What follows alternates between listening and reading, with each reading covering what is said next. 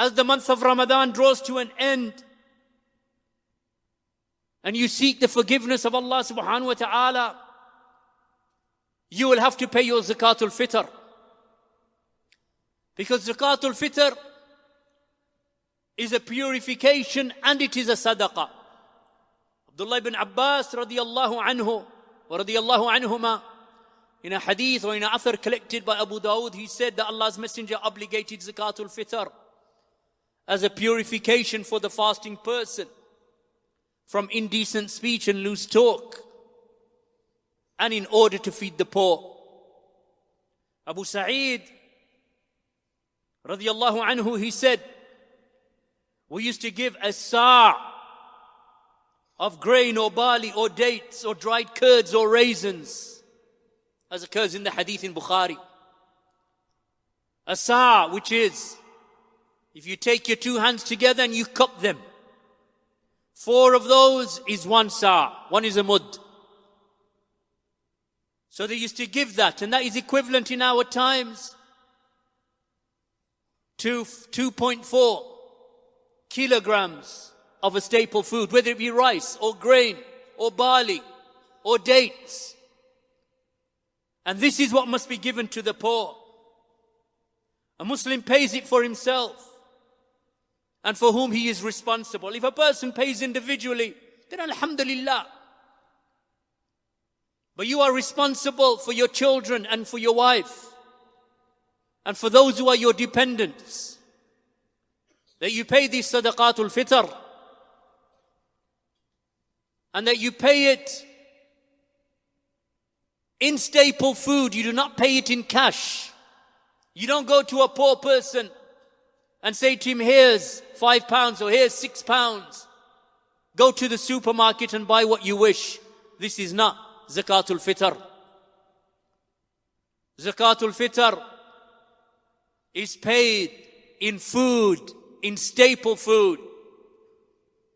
It is not paid in cash or in clothing.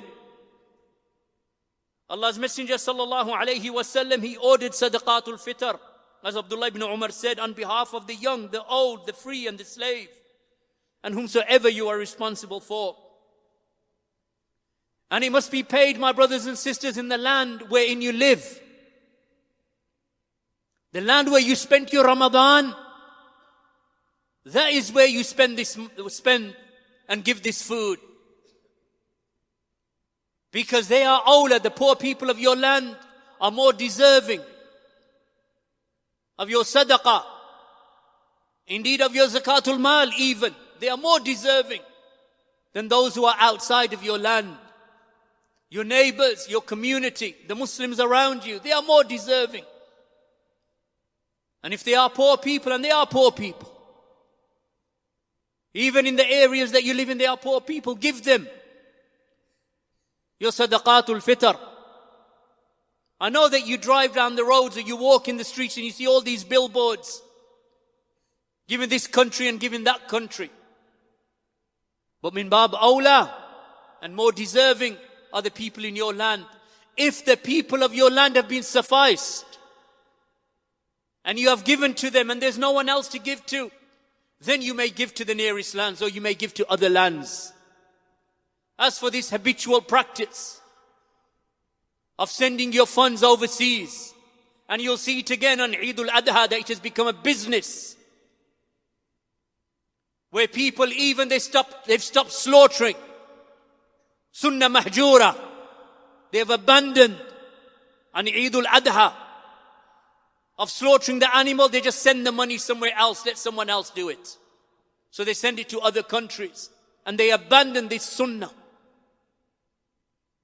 Likewise, this sunnah is going to be abandoned by many of the people. There are people in need, so give them. Even if 100 of you get together and give to one family, it is permissible. 100 people or 200 people can come together and give their zakat al fitr just to one family who is poor, or 2 families who are poor. Then, if there is no one else to give to, and you cannot find someone in your land, then yes, you should send it to someone overseas or in another land that is close to you, who is in need. So Zakat al Fitr, Allah's Messenger sallallahu alayhi wasallam, he commanded it as occurs in the hadith in Bukhari and Muslim, that Allah's Messenger commanded that Zakat al Fitr to be handed out before the people leave their homes for the Salatul Eid. So when is it to be paid? When is it to be given? It is to be given to the poor before the people leave out from their homes. Nafi' rahimahullah ta'ala from the Tabi'een, he said that Ibn Umar used to give it to the poor 1 or 2 days before Eid.